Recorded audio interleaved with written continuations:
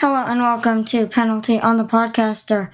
I just want to talk, where I talk about things I want to talk about related to the NFL. This episode, the Giants made a really big mistake signing Daniel Jones, and franchise tagging Saquon Barkley. I actually teased this episode in an episode of another show, Penalty on the Podcaster Overtime, that you should listen to. The next episode is coming out in the next couple of days. You should listen to that show. It's about predicting the XFL and the USFL. We'll get right to the show after a few messages. Just a few things. This is an unsponsored podcast. If you would like to sponsor this podcast, my email is in the description. If you would like to contact me for whatever reason, questions, comments, whatever, my email is in the description. This podcast is available on YouTube and Spotify. If you would like to see this show on the other platform, the link will be in the description. If you're on YouTube, please give a like and subscribe. Make sure to ding that bell to never miss an episode. It takes about a second. You can always change your mind later, and it's free. So, on with the show. So, the Giants, I'm late to the party, but the Giants definitely made a mistake by signing Daniel Jones to a 4-year, $160 million deal. And then franchise tagging their running back, Saquon Barkley. It's just a product of this crazy market where it's quarterbacks above everyone these days. And quarterbacks are getting ridiculous amounts of money. So today I'll be breaking down why that was a bad idea. So Barkley really holds together the offense. If we look at the stats, Jones had 3,205 yards passing and 708 yards rushing, for a total of 3,913 yards on offense. Jones had 15 passing touchdowns and 7 rushing touchdowns. Jones also threw 5 interceptions and lost 2 fumbles. Saquon Barkley had 1,312 rushing yards, which is a great season for a running back. I mean, it's not 2,000 yards, but it's still pretty good. And 338 receiving yards for a total of 1,650 yards. Barkley had 10 rushing touchdowns and only had 1 fumble the whole season. Interesting that Daniel Jones, the quarterback, had more fumbles. Barkley, as a running back, had over 42% as many yards as Jones got, which is crazy because normally if a quarterback's going to get paid $40 million and he doesn't seem that good, you would think that he would have most of the yards. Jones had less than 2.4 yards per every yard Barkley got. If you want to contrast this with somebody, Patrick Mahomes.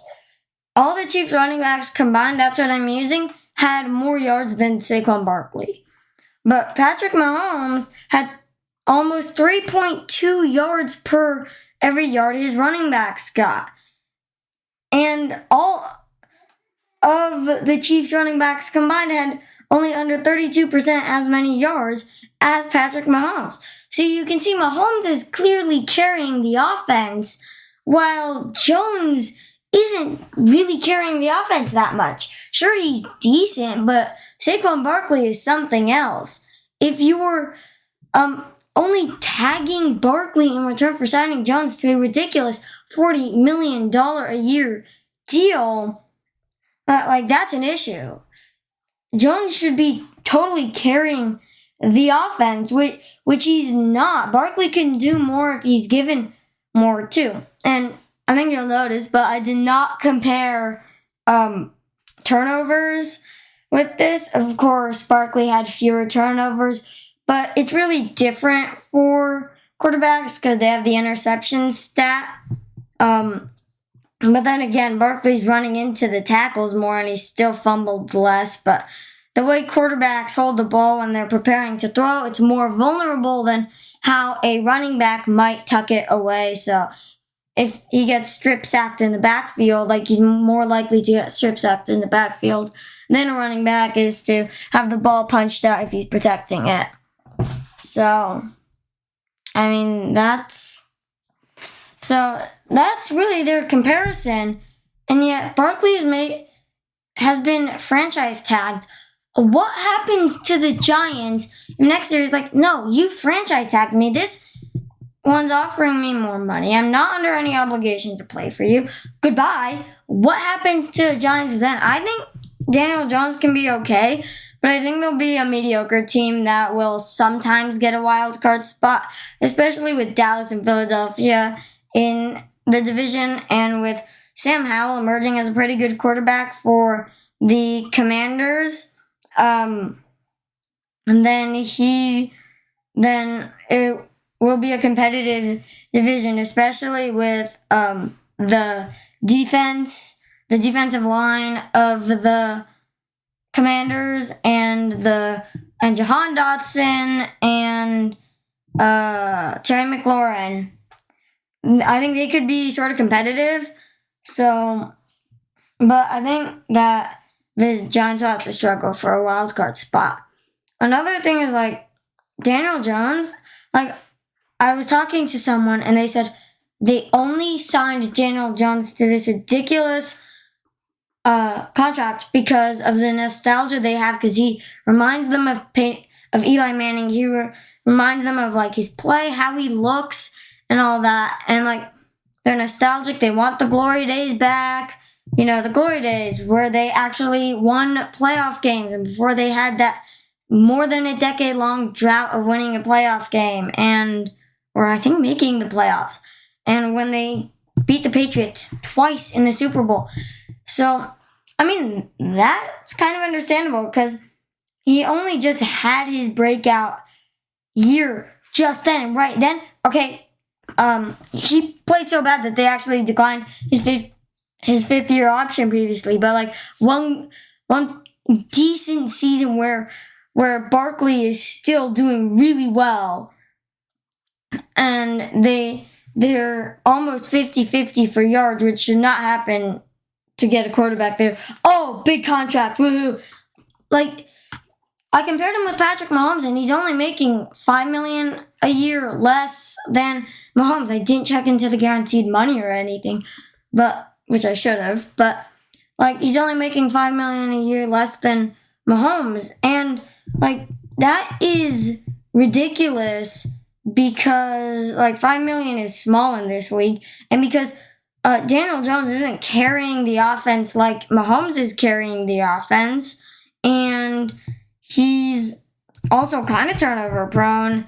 He's also just had a single decent season where it didn't look like he was a bust. Like one decent season and he gets paid $5 million a year less than Mahomes. Like, is that all you got to do? A single decent season with like Darius Slayton to throw the ball to, and if you're ever in trouble, just give it to Saquon Barkley. Like, that's it. Wow. Can I be Daniel Jones? Because, like, I'm sure he's worked hard. Yes. But I don't think he's at a stage where, like, yay, $40 million is a good amount for him. I think they made a mistake because if Saquon Barkley leaves next year, which he actually might because he's only franchise tagged, that is huge. And I think they would lose him, and I think they would lose games. Daniel Jones is just not ready to not have Saquon Barkley. So there is really that aspect of it. Barkley has just done so much. They really should have signed Barkley, who really is their star, and franchise tagged Daniel Jones, saved the decision for later, because Barkley, I think, like, he's battled with injuries, but I think he's proven to be reliable enough, and he's super flashy, he's explosive. I think he's proven himself enough for a contract, a good contract. But with Jones sucking, and then one good season, I think they gotta franchise tag him and see if he's good for another season before signing him. And he likely wouldn't be a hot commodity like Barkley would be, so they'd have less chance of losing him, I think, if they franchise him over Barkley, because every NFL team, I think, right now would want a piece of Barkley, like, unless they already have ones. Like, the Eagles, they might. The Cowboys, they might, because Pollard's injured. The 49ers, no way. They got their guy. The Titans, nope. They got their guy. So that's really all there is to be said. The Giants really made a mistake, and they risk losing their best player on offense in favor of a often terrible and sometimes mediocre guy. But, I mean, he kind of looks like Eli, so the nostalgia factor, I think, really got him the contract. I mean, good for Daniel Jones. He was turning a career people already thought to be lost around and got himself a good contract on a decent team, but I don't think he fully deserves it. I just don't think he has the talent for a $40 million a year contract after one good season following years of terrible play over a guy who's kind of been the workhorse of this team.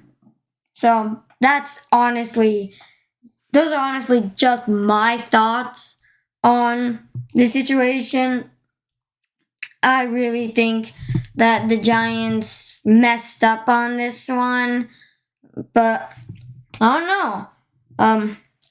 If you're on YouTube, comment and tell me what you think about this. And so that will really do it. Just some reminders: if you would like to sponsor me or contact me for whatever reason, email is in the description. This podcast is available on YouTube and Spotify. If you would like to check out the podcast on the other platform, the link will be in the description. If you're on YouTube, please like and subscribe. It helps the channel grow, costs absolutely nothing, takes about a second, and you can always undo the act if you change your mind later. And make sure to ding that bell so you never miss an episode. And that's really all I have to say. I hope you've enjoyed this episode of Penalty on the Podcaster. I Just Want to Talk. You'll hear more of me next episode.